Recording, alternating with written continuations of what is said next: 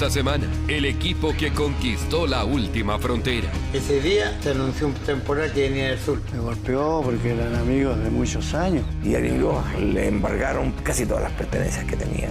Fue al final.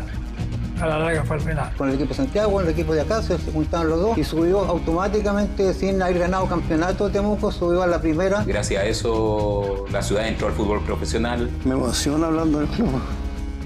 Yo llevo en mi corazón grabado tus colores. No me gustaría que se perdieran.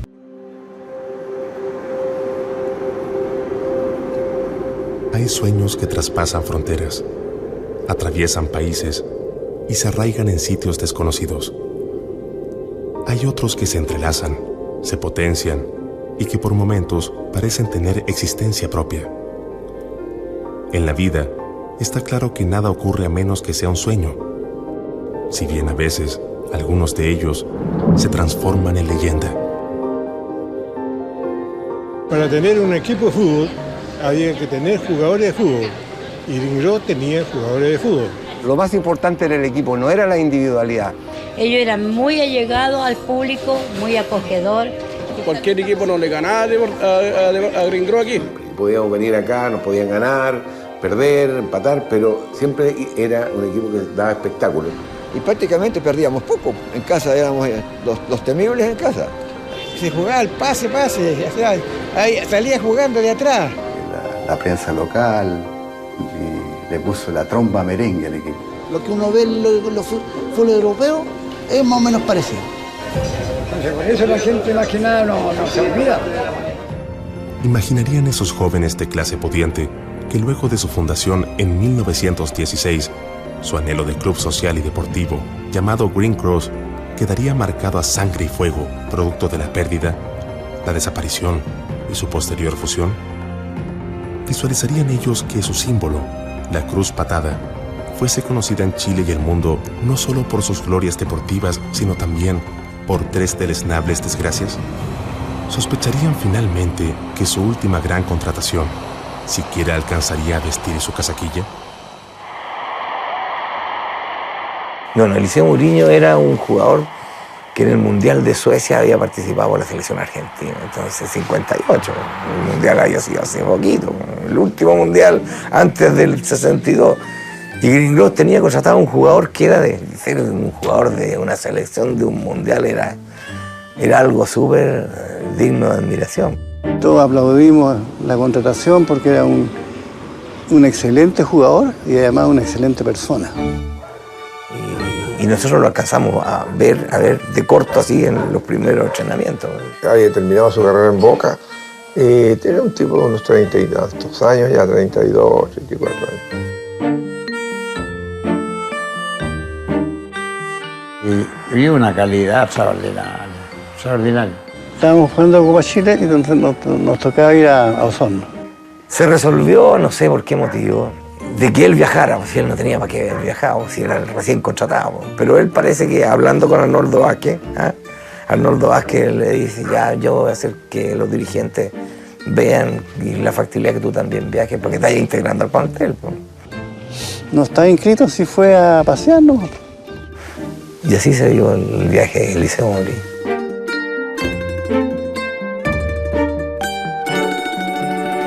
Y en la Copa Chile empatamos aquí y nos ganaron allá. Entonces se clasificó Osorno. Ese día, el día 3, se anunció un temporal que venía del sur. Y ahí a campaña para venir en tren. El masajista que teníamos andaba haciendo una campaña porque como se asustó por el temporal que venía y no le hicieron caso a nadie.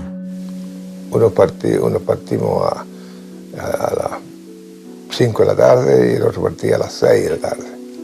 Y esa fue una elección que la decidió el entrenador porque había problemas con la vuelta por el problema de Semana Santa. Por esa razón se dividió la delegación en 12 aviones. Además que eran aviones de DC-3 nomás, porque eran para 20 y tantos pasajeros. Entonces le dijo yo al Arnoldo Vázquez, ustedes andan todo el tiempo arreglándose ustedes los bigotes, cuestiones. Pero bueno, me dijo, si querés te vaya en el oso. No, déjeme ahí con los torrantes, nomás le dije.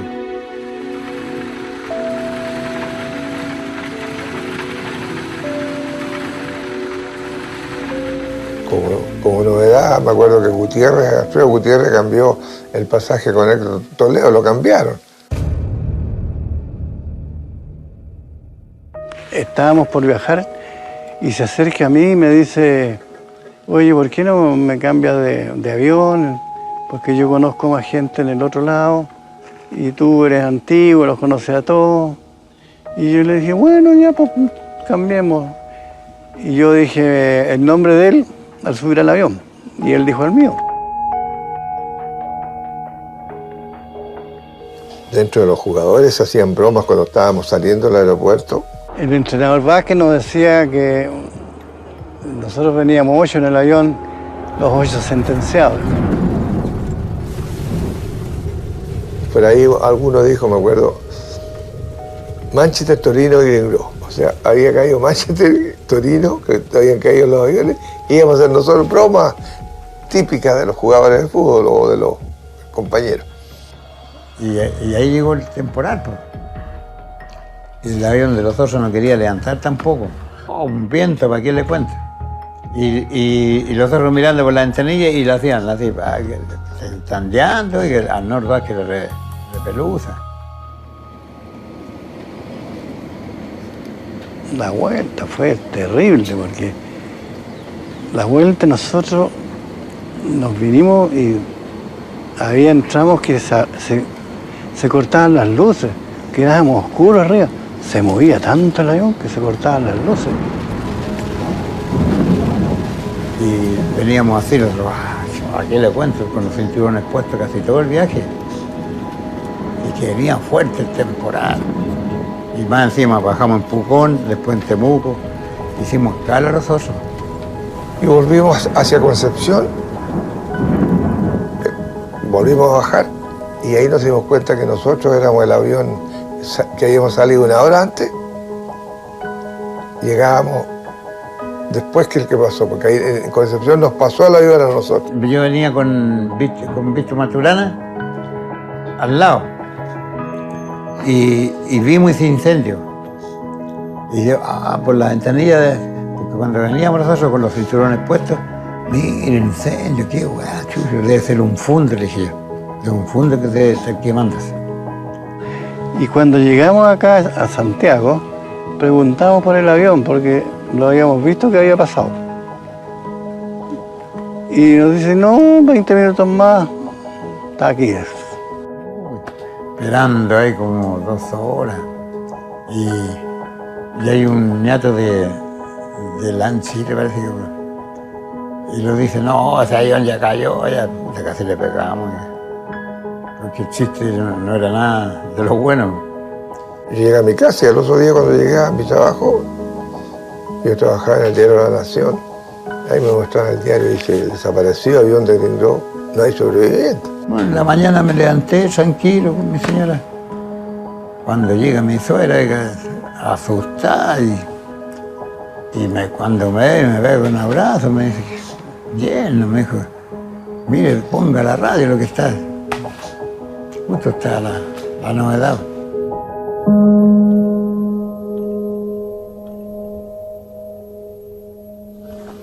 Llego al banco como a las 11 y todos empiezan a mirar en forma muy extraña. ¿Y qué pasa? Decía yo. Hasta que un amigo me dice, anda allá a la gerencia, me dijo, para hablar contigo. Y fui a la gerencia y mi carpeta la tenían afuera ya, pues, como que ya estaba muerto, ¿no? Así que yo en las listas de las oficiales, yo figuraba muerto en todos lados. Ante los 10 días ya se tiene el lugar exacto donde estarían los restos del avión. Y se habla del Cerro Lástima en Linares.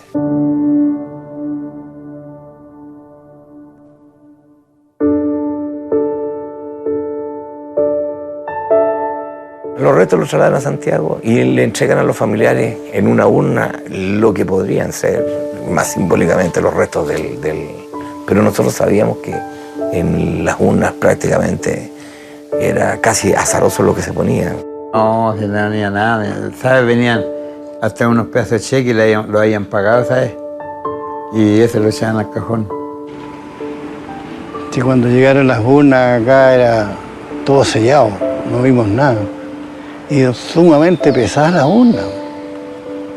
Tenía mucha piedra, parece.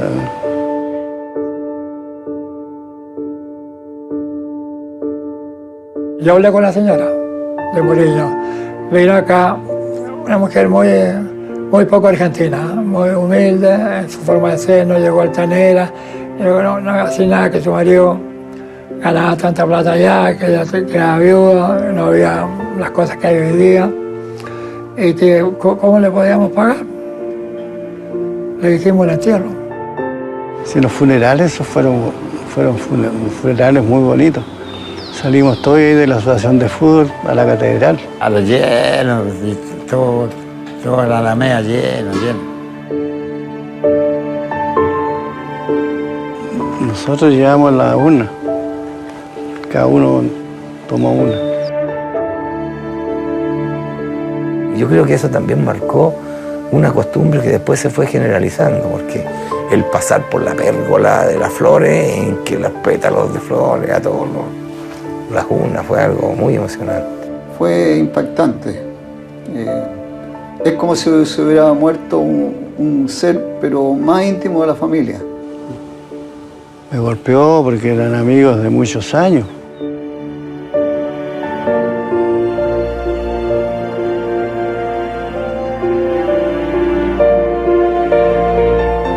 Y nos costó mucho recuperarnos, mucho.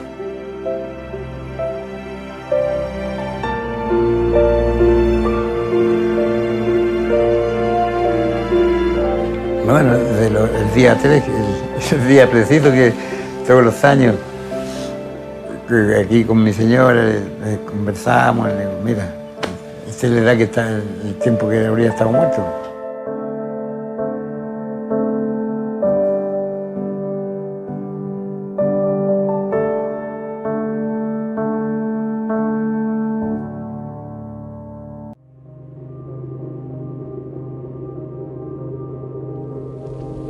En la mitad de la década de los 60, el incendio de la sede y la caída del avión habían golpeado muy fuerte al débil Green Cross.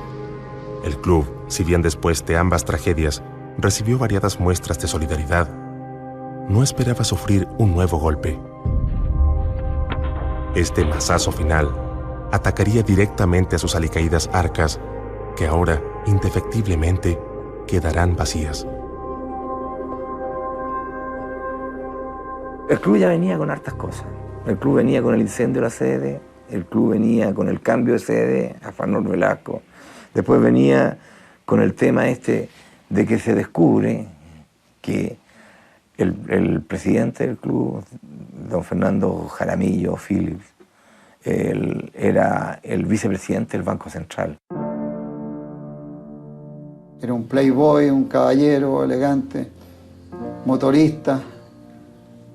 Nos invitaba, salíamos con él a todos lados. Se enamoró de una mujer muy distinguida, una dama, que era su secretaria en el Banco Central. El típico fanático que vende a la señora y a la mamá y todo a cambio de mejorar el club. Es que todos los otros dirigentes, los ricachones, eran amarrados, no aportaban nada, y él comenzó porque le gustaba tanto el club. Nos quería harto a nosotros. Y él prácticamente pagaba muchas cosas jugadores que se compraban, yo creo que salía de por ahí. Estaba a cargo de las cajas del Banco Central, con un puesto salvajemente importante. Y como vicepresidente del Banco Central tenía la función de quemar los billetes que salían fuera de circulación.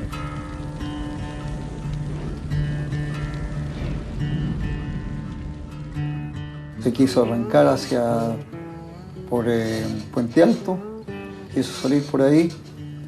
E incluso él tenía un gran amigo, don John Arthur, que era dirigente, muy cooperador del club. Y él le pidió que lo llevara, don John no se atrevió, no sé. Entonces contrataron unos arrieros para que los llevara a él y a su prometida.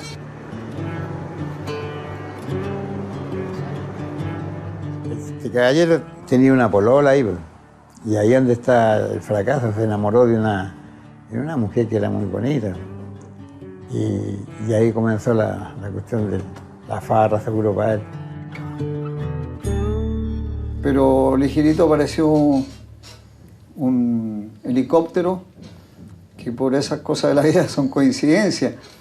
Venía un señor que había sido central de la U, que era PDI o de investigaciones, y a él le tocó detenerlo. Y después quedó en Canela el hombre. Y al final la sorpresa grande nuestra fue cuando supimos que estaban, lo habían pillado en un desfalco, qué sé yo, y era mucha plata. 262 millones.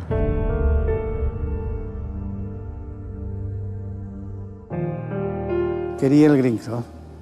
Quería el Green. Era el presidente del Green y quería todo hacía todo por el club. Y a Gringrós, a raíz de eso, le embargaron por esa misma cantidad, que era una fortuna en la época, casi todas las pertenencias que tenía. O sea, Gringrós quedó con 0 caja. El club se fue apagando. Se fue apagando porque los viejos se dieron cuenta que no tenían respaldo de juventud. Entonces íbamos a las reuniones, llegaban 8, 10, pero 7 jóvenes no llegaban. Nadie, ni los propios amigos míos. Fue el final, a la larga fue el final. Mientras en Santiago una luz se apagaba, el anhelo del fútbol profesional brillaba fuertemente en el sur del país. Deportes Temuco, fundado a fines de la década de los 50, quería ser visto y reconocido a nivel nacional. Para ello, con grandes obras, con grandes proyectos y también reconocidas ambiciones, lograron el objetivo.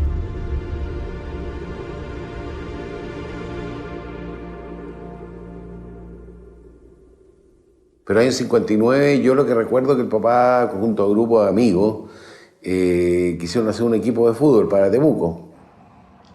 Yo conocí a Deportes Temuco cuando estaba en el Regional de Concepción. Sí, jugaban en Concepción, en toda la Concepción, Tomé, Penco, todas. Y aquí en Temuco no. Temuco jugaba en la cancha del Bajo, en la cancha Carlos Neuberger de San Antonio. La gente, los primeros se sentaban por la orilla, en el suelo, porque no había capacidad.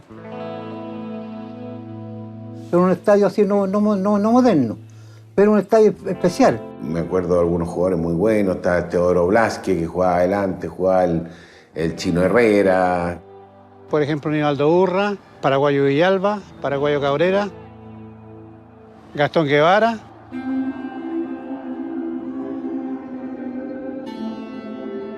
Se conformó un buen equipo, fíjate, un buen equipo, se compitió. En el año 61 salió campeón Deportes Temuco del Regional de Concepción, así se llamaba. Y ahí salieron campeones y fue una gran fiesta. En Lota ganaron el último partido y fue una gran fiesta y de ahí ya empezó a tirar para arriba Deportes Temuco. Pensaron en la segunda división, entraron en la segunda división y el papá fue candidato a alcalde por primera vez en el año 63. Y ahí prometió un estadio para Temuco.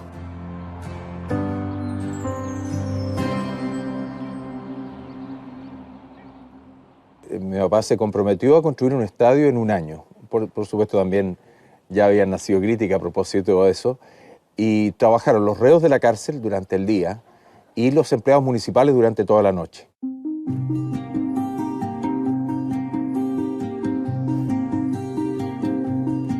Y la mamá de don Germán, la señora Augusta, a las 10 de la mañana llegaba ya en la camioneta con leche y panes que le llevaba a los reos.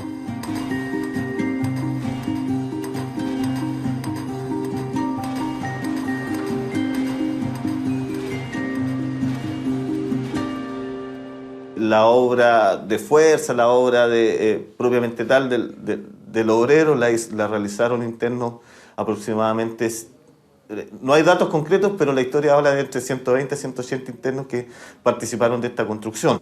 Y muchos tenían oficio, eran albañiles, otros eran hormigoneros, y otros sabían trabajar con fierro. Y ahí tuvo uno que don Germán dijo cuál era el más ladrón que vive.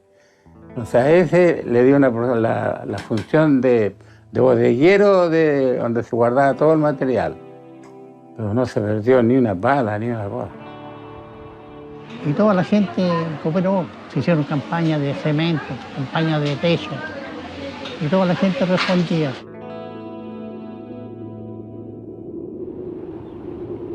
Y el estadio entonces se inaugura en marzo del 65 con una vuelta olímpica y un homenaje a mi papá realmente espectacular.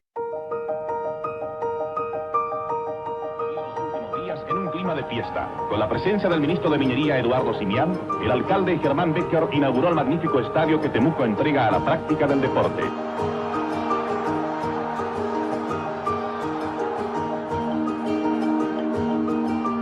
El gran hito de Temuco era que cuando se inauguró el estadio fue un cuadrangular con la Chile, la Católica y Colo-Colo. Y a pesar que el estadio antiguo tenía una capacidad de 25.000, dicen que esa vez se registraron 33.000 personas. El fútbol enfrentó al nuevo Green Cross de Temuco y Universidad de Chile. El amplio y cómodo nuevo estadio será escenario de partidos oficiales del campeonato profesional. El estadio tiene capacidad para 30.000 personas. Esa fue la novedad más grande, digamos, para un equipo del sur de Chile, porque hasta ese momento el fútbol llegaba solamente hasta Temuco. Pero allá, Valdivia, Puerto Montt, allá no había fútbol todavía profesional. Ahora solo faltaba el premio mayor, el salto a la división de honor. Atrás había quedado el fútbol regional. Atrás quedará también el ascenso. Solo faltaba el paso final, la fusión. Aquel acto que dará el vamos a Green Cross Temuco. Aquella unificación que marcará el inicio del mito.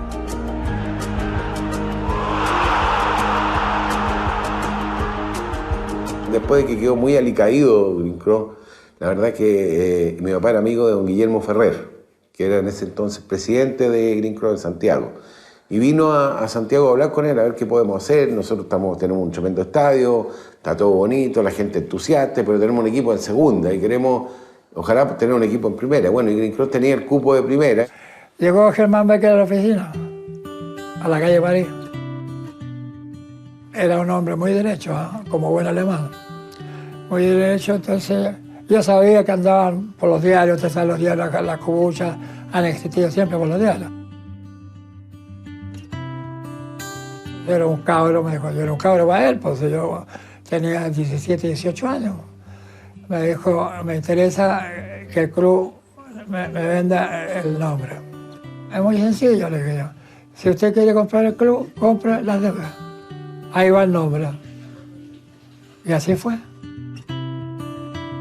Se funcionaron, en fin, y ahí llegamos a ser nosotros entonces Green Cross de Temuco. Con el equipo de Santiago, con el equipo de acá, se juntaron los dos y subió automáticamente, sin haber ganado campeonato de Temuco, subió a la primera.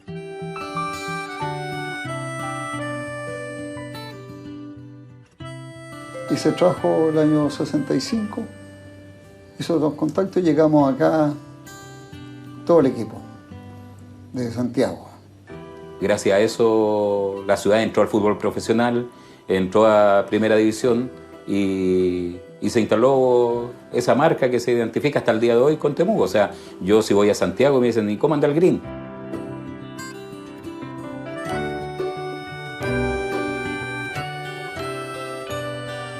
Fue novedoso, primero porque se reunían dos planteles y con una capacidad grande de jugadores, pues. Y fusionarse, indudablemente iban a quedar muchos jugadores afuera. Y justamente el técnico que se trajo en ese momento era Miguel Muchola, entrenador que estuvo en argentino, que estuvo en Católica también, era un buen tipo, un buen entrenador. Entonces a él le correspondió justamente la conformación de de los planteles. El primer partido que se hizo fue con los rusos, la selección rusa. Y era una potencia. Venía Yachin como arquero.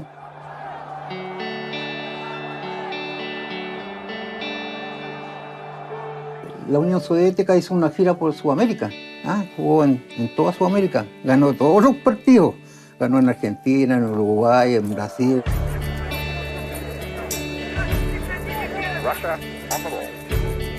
La Unión Soviética le ganó a la selección chilena en Santiago. Después jugó con un combinado de Concepción. También le ganó el combinado de Concepción.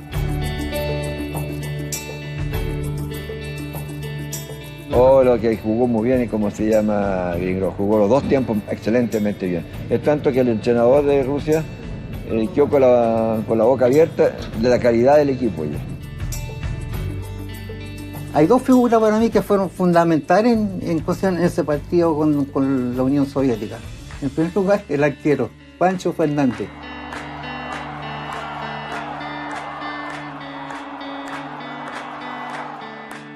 Y el otro que jugó extraordinario bien y que justamente hizo el gol que se ganó 1-0 en ese día, fue Edgardo de Ascenso.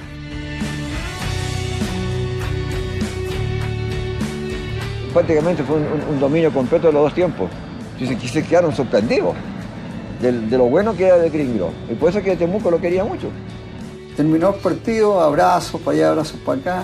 Yachin se abrazó con Pancho Fernández, que era el arquero, y le regaló sus guantes. Y bueno, toda la gente demasiado feliz, nos creíamos el rey del mundo. Temuco se conoció a nivel mundial, pues esto no salió solamente para la prensa de Santiago, la prensa de Temuco, sino salió para Argentina y salieron para varios, porque la novedad fue que la selección rusa, el único partido que perdió en Sudamérica, y hacía justamente con un equipo y no con una selección, con un cuadro que se llamaba Gringrov de Temuco. Bonito, pues.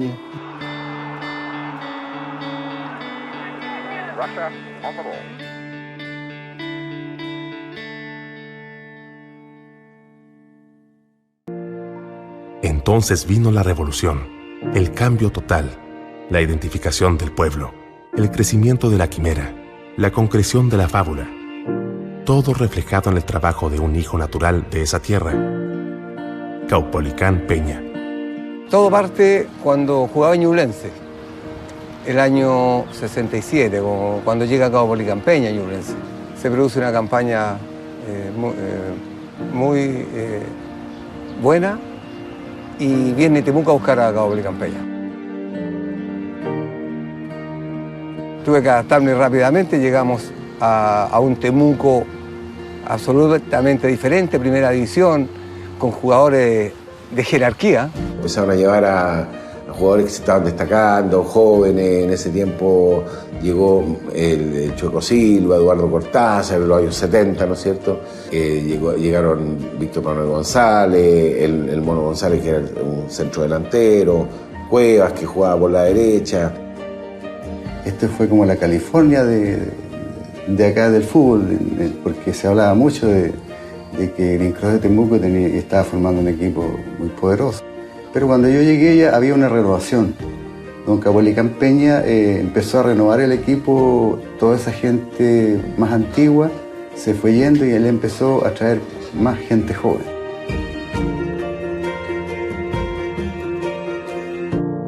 Y ahí partimos bastante bien.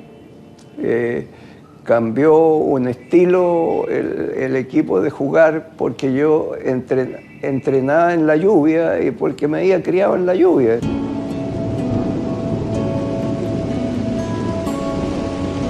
No existía el frío, no existían los temporales. Él nos esperaba sin camisa al entrar al camarín. ¿Quién viene resfriado? ¿Quién tiene tos? Nos hacía correr o trotar por la ciudad, nos veía toda la gente. Desde el estadio al Cerro Ñelor, que deben quedar unos 8 kilómetros. Ese era nuestro trabajo que hacíamos los días martes y miércoles. Y viernes, andar trotando el plantel completo en la ciudad. Que la gente supiera que se trabajaba, que los viernes trabajan. Que mucha gente cree que llegan a la cancha y vamos peloteando y...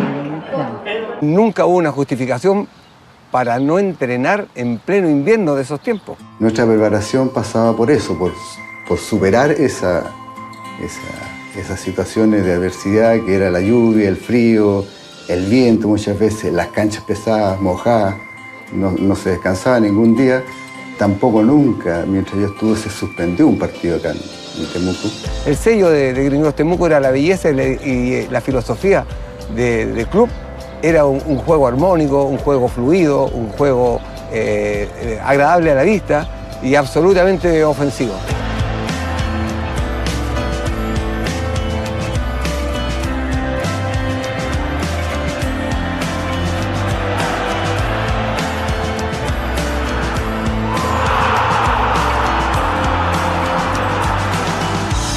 Fútbol directo, ¿cómo decíamos antes? Fácil de tener un puntero derecho como Juan Catafao. Era un equipo que entrenaba en el barro, jugábamos en el barro, teníamos que sacar partido de esa opción. Una cancha muy hermosa, una cancha muy pesada que a los rivales le costaba pararse. Eso creó como una moral de combate. Hubo una cultura para jugar después de local y hacerlo como un equipo que combatía con esos factores. Pero el equipo, si bien era admirado, también era diferente con su público, ya que no solo ofrendaba triunfos, entrega y buen fútbol, sino además otorgaba a sus fieles una muestra de cortesía en la usanza oriental. Luego, don Caupolicán nos enseñó un saludo al público como de respeto, respetando a quienes confiaban en nosotros que nos venían a ver. Me gustó mucho a mí algo que hacía Santos de Brasil, que no levantaba los brazos cuando salían a la cancha, como pidiendo que aquí llegamos nosotros con ostentacidad, aplaudan. Entonces Santos de Brasil con Pelé se ponía las manos atrás y hacía un saludo al público. Fue un saludo muy bonito, que llamó la atención. Por el túnel se salía cantando. Era una forma de entrar en calorcito, aparte del calentamiento. Este equipo blanco Temuco es el blasón que despierta el alma de las razas del Ñelor Club de Deporte de la Victoria. El éxito llegó y el nuevo estadio de Temuco también fue sobrepasado por las masas. Nadie quería perderle pisada al último equipo profesional del sur de Chile, a la denominada Tromba Merengue, al cuadro capaz de botar a los gigantes de Santiago y de atraer a los hinchas desde los rincones más recónditos del país. Luego del 68, una buena campaña, se conforma el plantel para el 69 con una gira al norte en ese tiempo, en minibús para 30 personas. Anduvimos un mes de Ovalle recorriendo pueblo por pueblo. Peña sembró ahí también la solidez para el año 69. Un equipo ya con un año de experiencia, clasificando y llegando a liguilla. Arrancamos re mal, porque partimos perdiendo.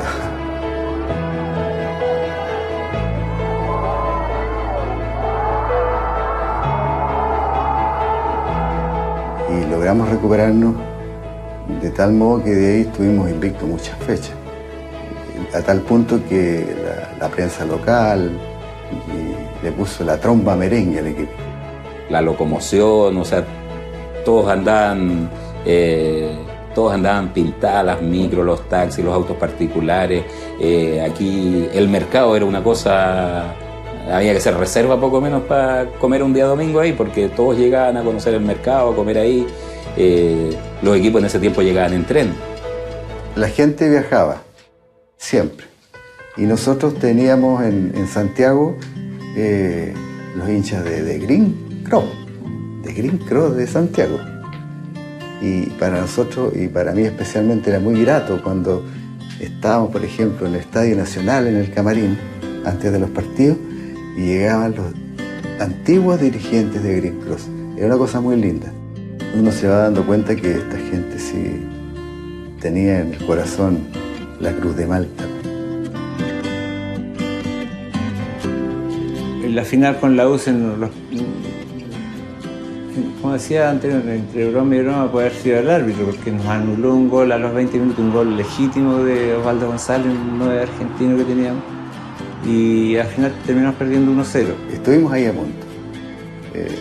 Y el gol que nos hizo la U, medio dudoso, parece que había una posición fuera de juego de Pedro Araya, parece. Sí, el gol de Guillermo Llar también nos dejó llenos de dudas, porque el centro de Pedro Araya o estaba en línea o estaba un offside latente, o sea que se veía ahí.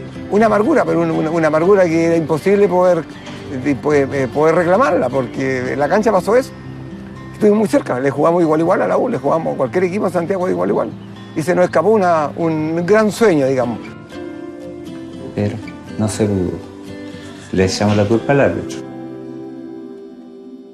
Pero todo sueño tiene un fin, una caída, un despertar, un momento en que el imaginario colectivo se hace realidad, el instante en que éste se separa de la leyenda, del mito, la acción que nos recuerda que somos terrenos y que en este lugar es donde todo se hace realidad, para bien o para mal.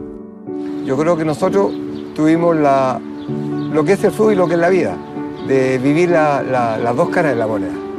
Tuvimos el periodo lindo, de un camarín hermoso, de un club muy lindo, de un club identificado con la gente, de afecto y de cariño, y después viene el otro lado. En esa época me acuerdo que se dijo ya no querían más los jugadores que eran amigos, que querían jugadores buenos para el fútbol, y llegaron, se cambió el plantel, nos fuimos a segunda división. Fue triste para la gente cuando iba al estadio y veía que el equipo no funcionaba. Fue feo, fue muy feo el recuerdo de ese tiempo, feo, porque con los inviernos duros, llegar al camarín, no hay agua caliente. Hasta el día de hoy, yo digo, jamás me voy a olvidar de que del ducharse dolía la cabeza, dolía la espalda, porque el agua era muy helada. Grandes problemas económicos, no cobrábamos, como decían, cada 3 meses, poco dinero. Claro, el papá ya tenía más años y ya no tenía tantos recursos tampoco, porque la situación económica no estaba tan buena. Bueno, los jugadores también reclamaban su sueldo, entonces estaban atrasados, 15 días, 20 días, yo no recuerdo cuánto, pero había sí que teníamos que salir del campo, digamos, ya hay que juntar unos 20 animales para pagar los sueldos. Y eso, claro, efectivamente también en algún momento cargábamos animales en el campo y sabíamos que iba con destino al fútbol, digamos. La enfermedad de él, yo creo que repercutió en la ciudad y en el club también. Sí, el deterioro de su salud y del grupo de amigos que tenía él también, porque él no era solo, él tenía su grupo de amigos. Por lo tanto, todos nos fuimos en la misma rodada. Bueno, todos lo sentimos. Y los que más lo sienten, yo creo que son la gente antigua, la que siempre apoyó, la que siempre estuvo en la cancha. El Green Cross Temuco era la terapia que tenía esta ciudad. El final de Green Cross súper triste, pues se desapareció el 84, el 85 no hubo fútbol aquí, y el 86 se revive al antiguo Deportes Temuco de antes que llegara Green Cross. Se busca, se reactiva la personalidad jurídica y reaparece Deportes Temuco. Es una nostalgia grande, porque Green Cross de Temuco era para nosotros una cosa muy, muy cercana, digamos. Nosotros, como te decía, vivíamos para equipo, o sea, toda la semana pensábamos cómo nos iba a ir el partido siguiente, qué jugadores tenía nuestro equipo, si había alguno lesionado, sabíamos todo. Porque uno piensa cómo puede desaparecer algo que funcionó tan bien, deportivamente. Pero me gustaría mucho volver a ver en el tablero Green Cross Temuco o en el diario ganó Green Cross, como era hace 30 o 40 años atrás. Pues eso realmente, bueno, son remembranzas.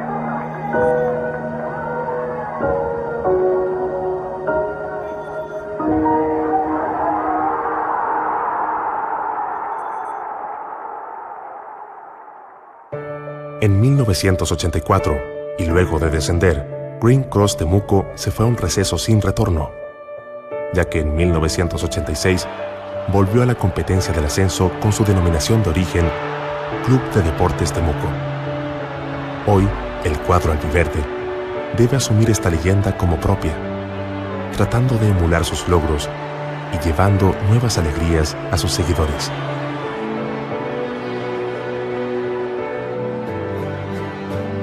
Cuando seamos campeones con este equipo de ahora, bueno, ya se olvidarán un poco de Green Cross. En febrero del año 2012, la ANFP reconoció la fundación del Club Deportes Temuco SADP el día 27 de junio de 1916, fecha en que nació en Santiago Green Cross.